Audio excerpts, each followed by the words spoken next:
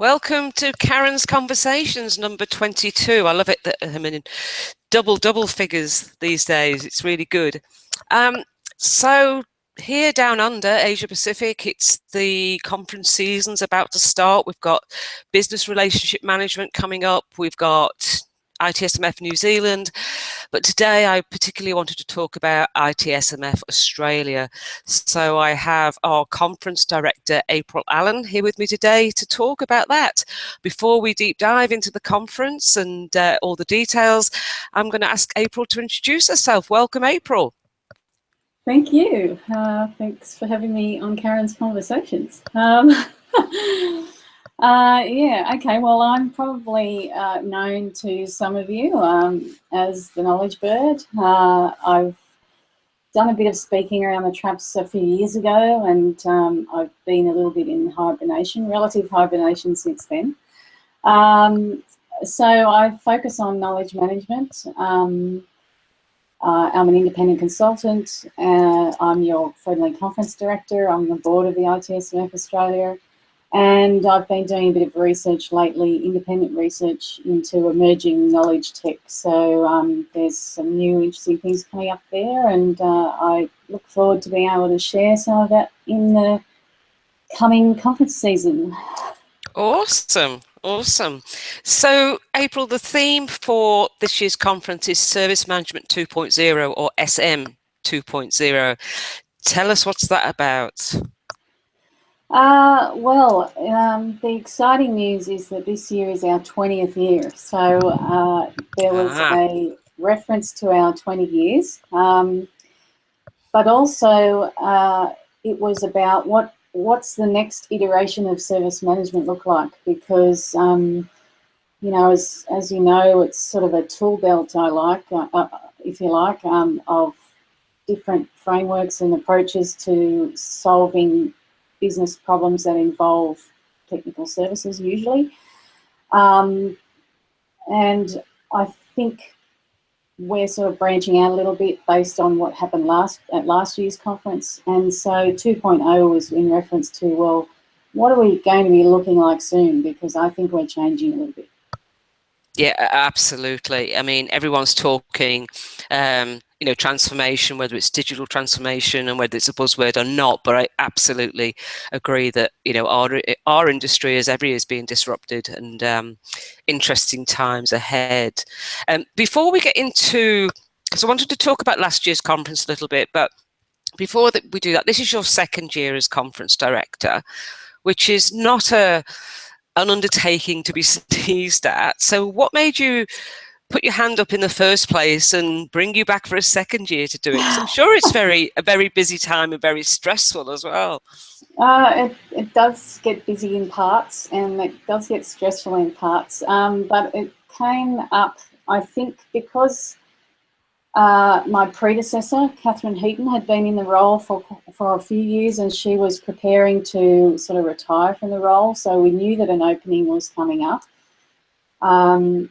And I hadn't actively pursued it, but I had enough to say after being at a few conferences in a row in different sort of roles, I guess you could say.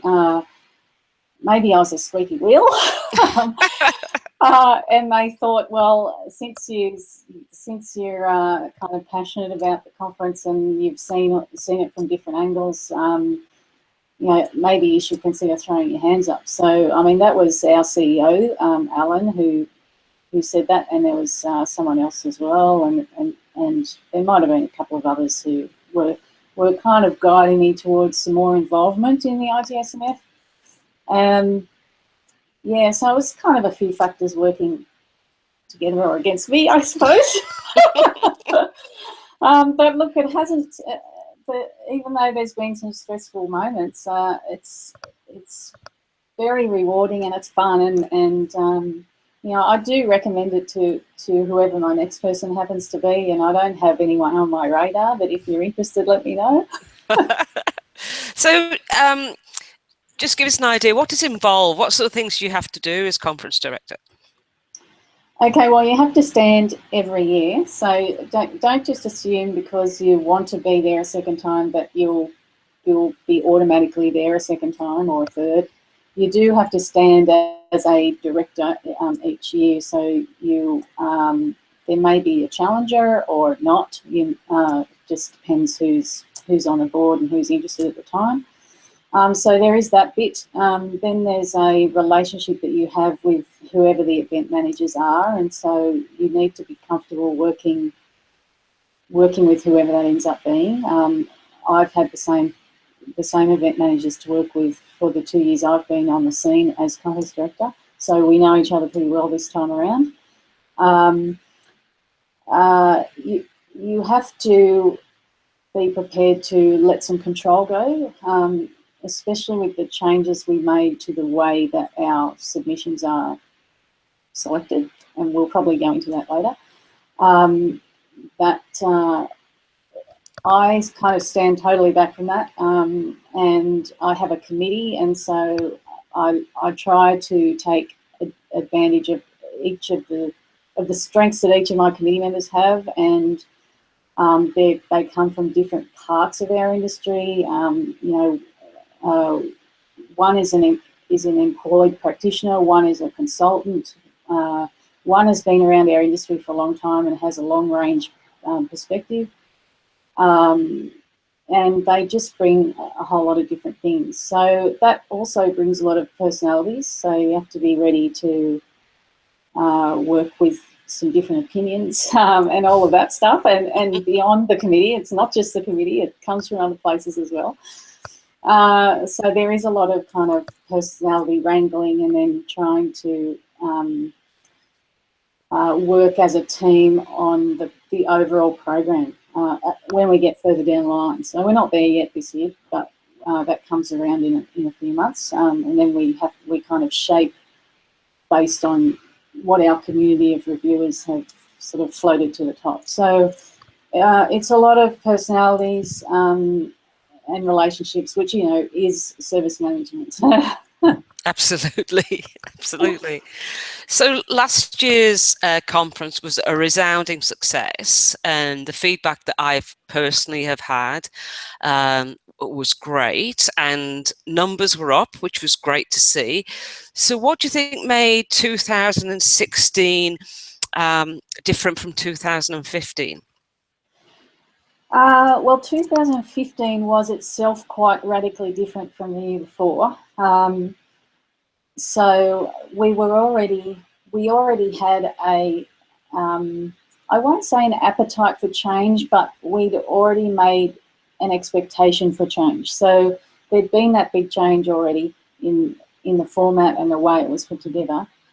And then when I came along, my husband's been involved with events from his developer community, and so I've been watching on the sidelines what he's been doing and what they do, and they have quite a different approach. And I just kind of felt like we needed a bit more dynamism in our programming. I wanted to bring more transparency to the process.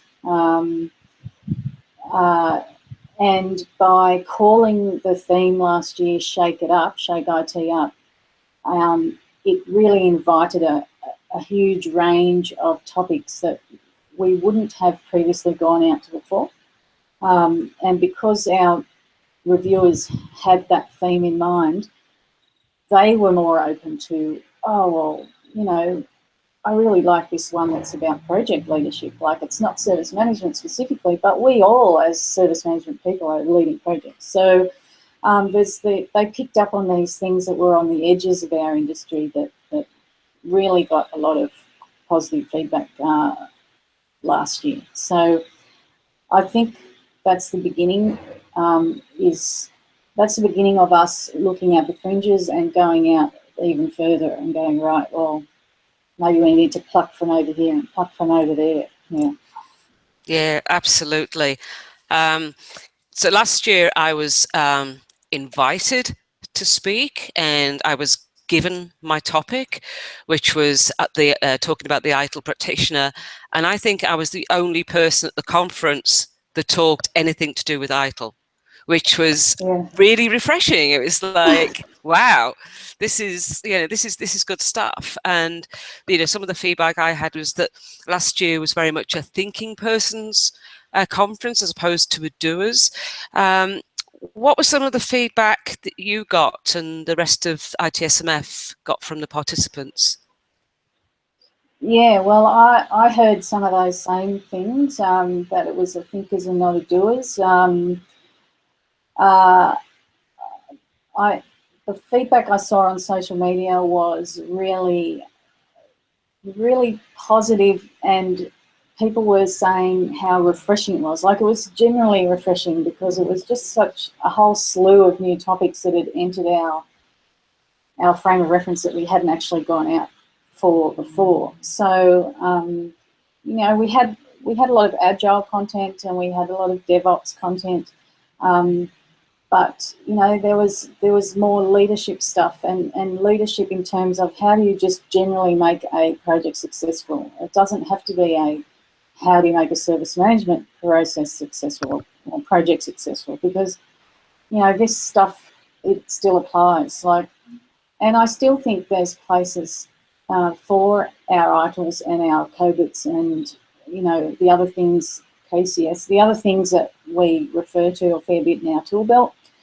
But the general stuff, and because it's the way I think service management's going anyway, we're kind of diffusing out into the broader landscape of management consulting. And so I think that those more general topics are just naturally going to become more appealing as time goes by. Yeah, absolutely agree. Talking about you as a conference director, you talked about some of the things they have to do, and you've talked about sort of dealing with personalities. If there's what would be the top two challenges that you face as a conference director, like coming up to now 2017? Is it the schedule? Is it speakers? Is it those personalities? What would it be? It changes as you go along, and it kind of changes depending on what your personal focus is on the conference of the year. So last year I would have died in battle over the theme. I wanted Shake IT up, and if anybody fought me on it, I would have fought to the death. And I also wanted Dave Snowden. So they were the two things. Dave Snowden was one of our keynotes. They were the two things I really fought hard for. This year is so far, it's I started out almost, I felt like a one-trick pony because I didn't have any really passionate stances other than one of our keynote speakers, which we couldn't end up getting. So that's ended up being kind of this evolving. Oh my God, that's been one of my evolving stresses. But we've come through the hard parts, and we've nearly got our 4 now. So we'll be announcing soon. But I had one baby this year that I'm finally seeing will happen. I tried to do it last year, but I left it too late. So when you're coming up with a new concept for a conference, the sooner you can prepare people, the better. So yeah, it's better. I'm glad we didn't rush it in last year because it would have been quite a complex thing to manage. So this year we thought it through much earlier, and so that I can tell you about it because it's out there.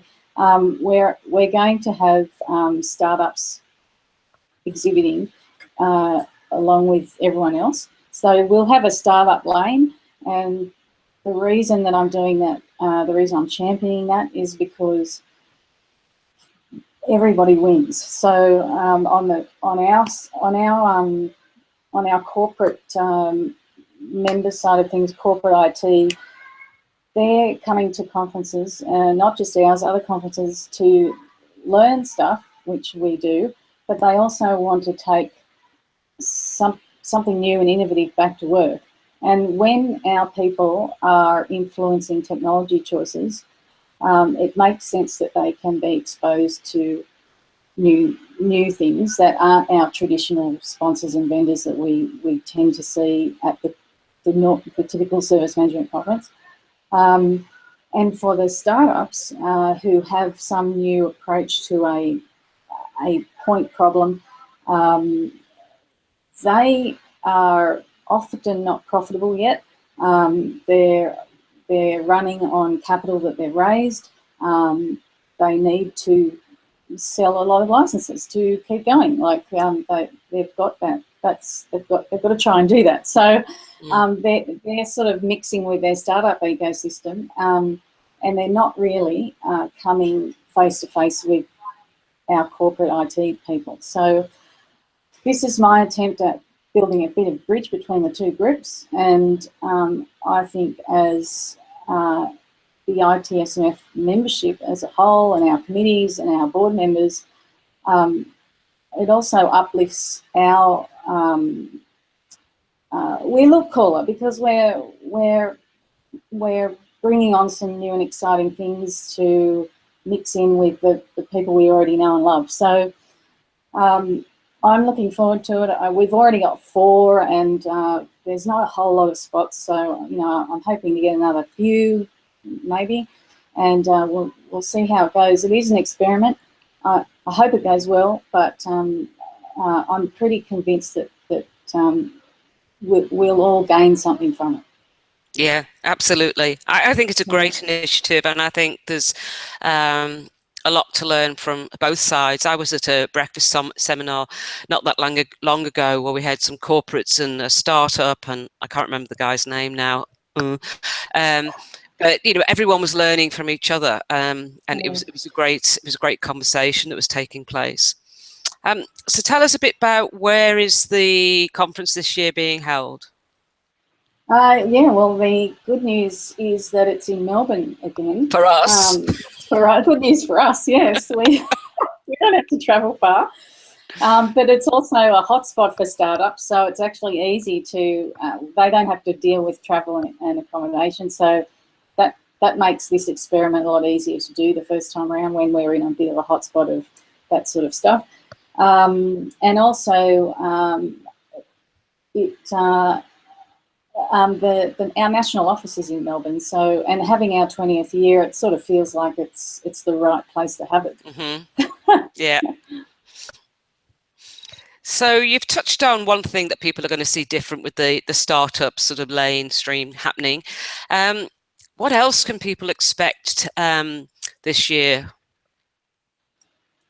What else can people expect this year?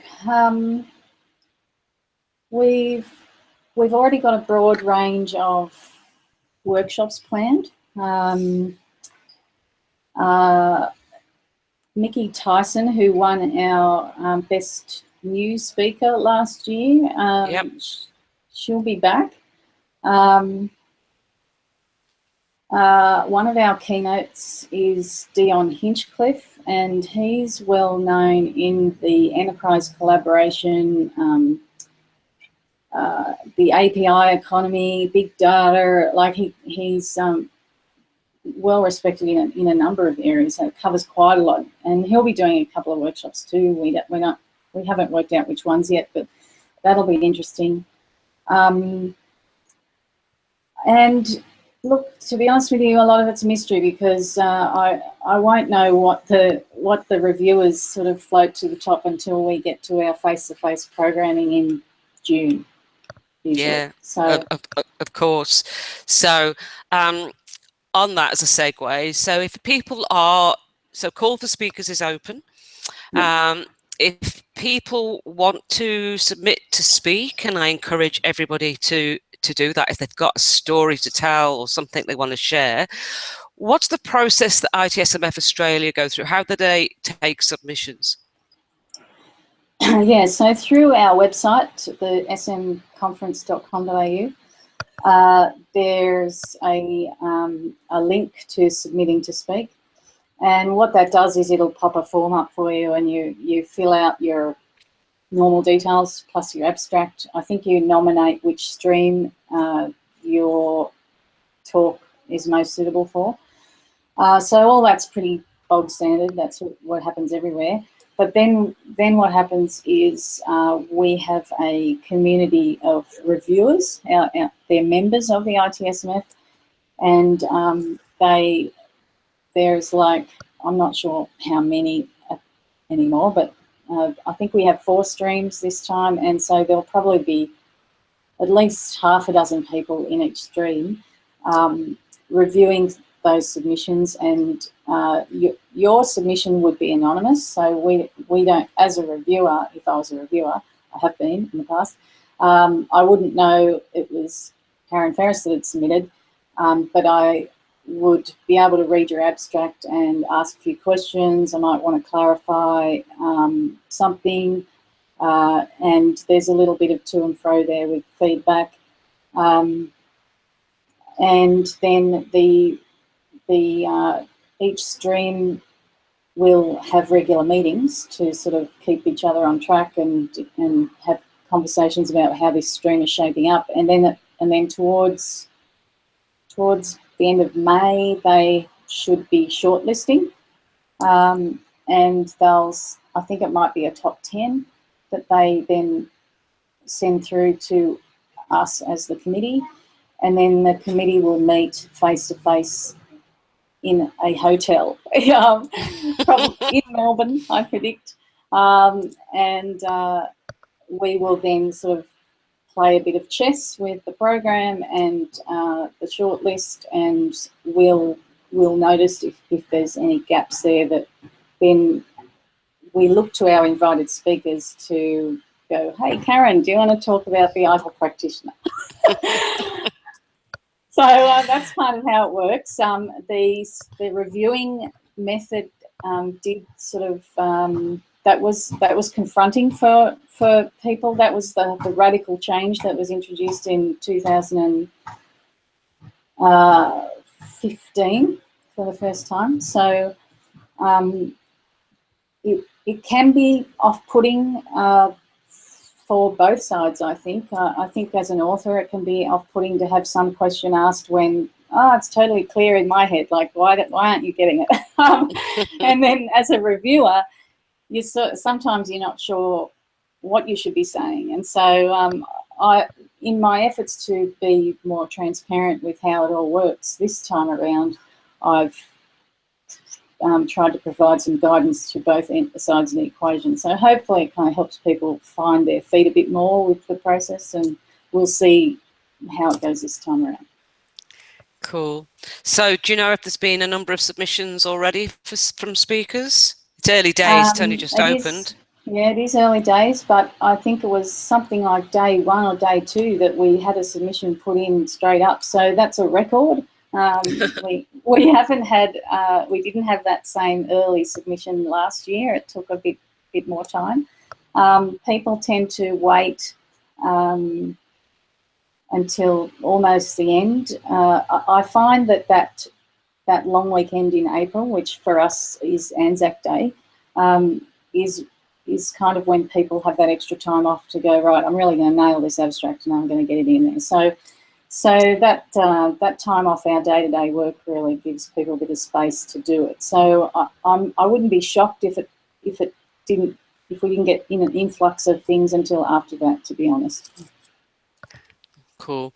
And we've sort of touched on this, April, in terms of, and not maybe just itSMF, let's maybe broaden the question. What do you think sort of conference attendees, are their expectations changing? And why, if so? Are their expectations changing?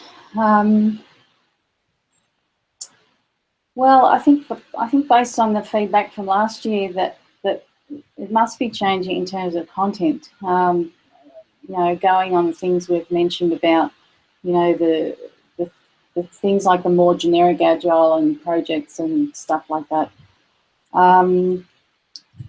You know, I try to put a disruptive element into conference. Last year, I just really wanted to break that thinking about process that we have in service management, and that was my goal in having Dave Snowden do the keynote, and he did exactly what I needed him to do. Certainly did. Yeah.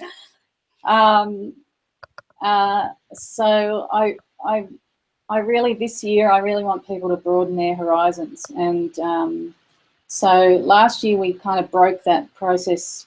You know, this is what we do and how we do it, and go, whoa, okay, like there's other ways, and now I want you to think about there's other places, like you know, go out beyond that horizon and see what other people are doing, because as a knowledge manager, I identify as a knowledge management consultant. I've got to tell you, I end up doing stuff that's not, I don't even get work that's with IT service desks and IT service management people. I end up working with these other people and doing advising and consulting on things that have a knowledge element. But so I think that's going to happen to many of us. I think we're going to wind up doing change projects that aren't really part of IT. It might be a marketing thing, or you know, some other internal capability thing that the service management team aren't part of. So I do think there's an appetite for a broader horizon, and I hope that that will keep happening for us, because it's only doing us all as practitioners and consultants a favour. Yeah, absolutely. And I think you're absolutely spot on there. I think, you know, we're such a niche, or have been such a niche market.